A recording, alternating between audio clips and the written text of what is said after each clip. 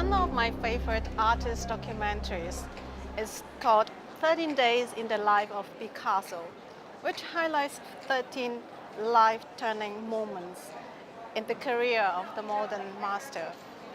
So if you're a commoner like me, these life-changing moments will be in our own personal diaries. But this is not the case for someone like Mr. Jeff Koons. You are in the history. Your life-changing moments are also in the history. And ladies and gentlemen, please welcome our guest, Mr. Jeff Koons. Thank you. Welcome. Thank you for joining us. And then I heard that today is also a kind of important moment in your career because one of your work here, which weighs over a ton, is also the heaviest work that ever installed in Art Basel, Hong Kong. And we overheard about this. No verifications, we have to ask Art Basel, but do you have an idea? Is it really the heaviest? You know, this is the first that I've heard about it. But the piece, Bluebird Planter, it's a stainless steel sculpture. It's not solid. It's hollow on the inside. But it's created through working with forged and cast steel. And it creates this shape of a planter, of a bluebird. And it's painted with transparent colors. It's a very shiny, reflective, mirror-polished steel. That add a little bit of lightness into the work. But it's not the heaviest piece. In your work. No, it's not the heaviest of mine. But it's a piece that makes reference to a work that I made back in the 90s that's called Puppy. And Puppy is a very large sculpture. That may be the heaviest. I have seen that in Versailles. It consists of 60,000 live growing plants. So the Bluebird Planter in the back of the sculpture probably holds about 50 plants, 50 live growing plants. And the work to me is really about metamorphosis and about how art transforms our lives. It changes who we are and that we can share that with other people. And the 5 pieces that you're showing here, so 3 of them are from the series with the gazing ball, right?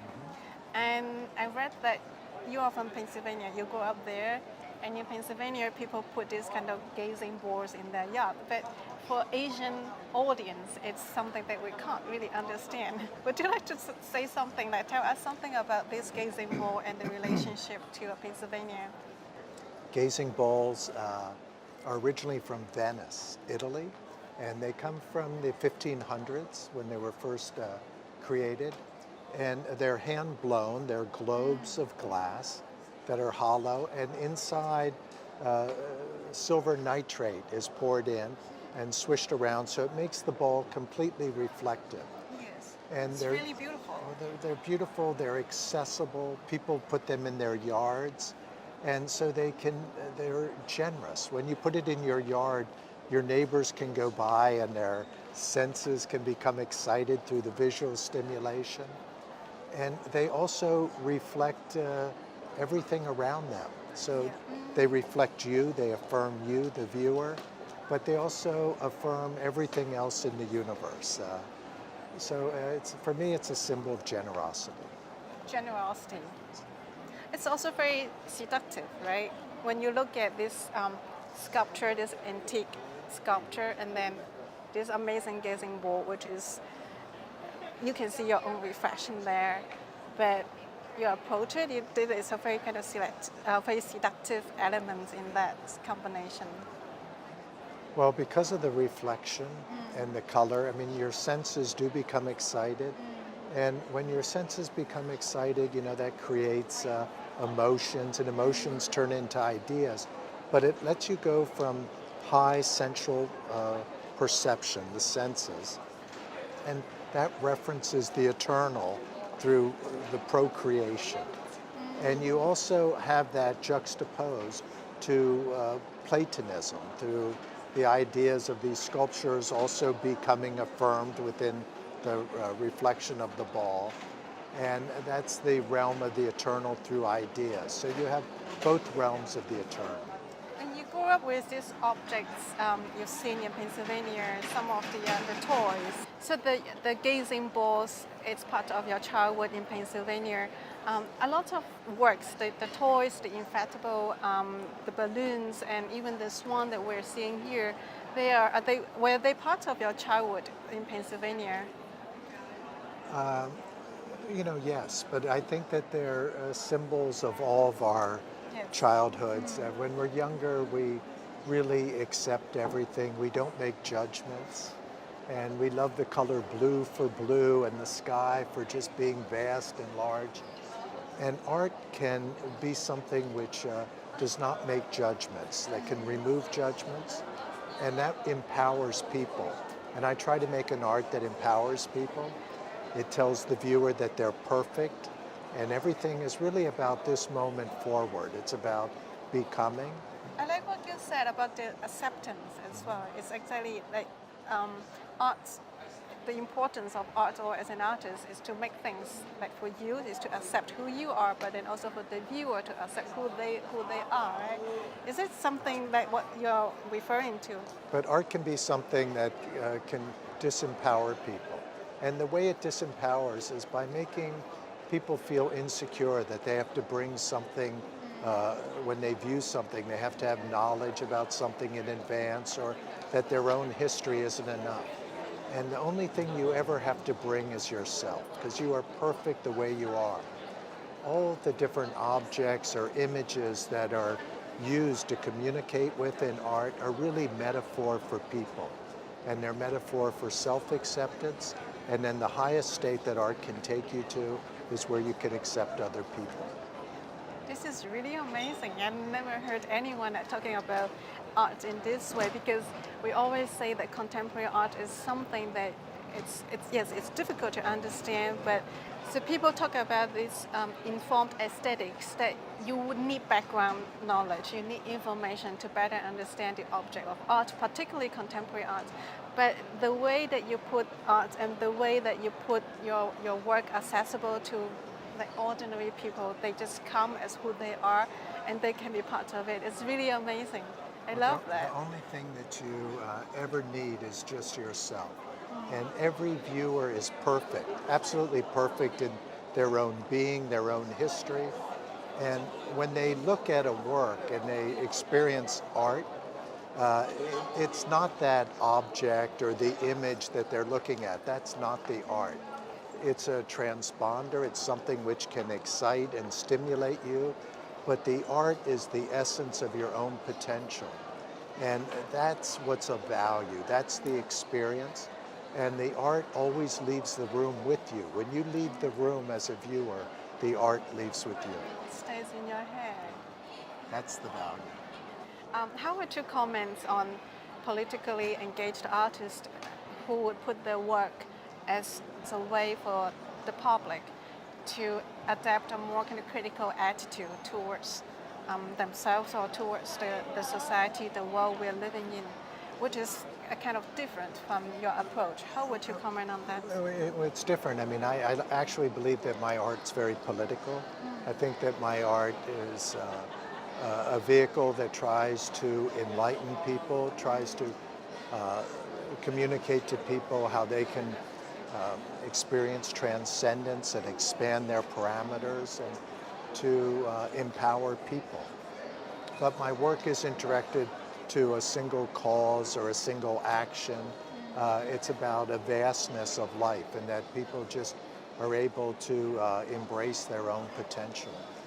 In 1992, you published this book, Jeff Koons' Handbook. I haven't read it. I don't know if it's still available in the bookstore, but is it a guide for others or a guide for yourself?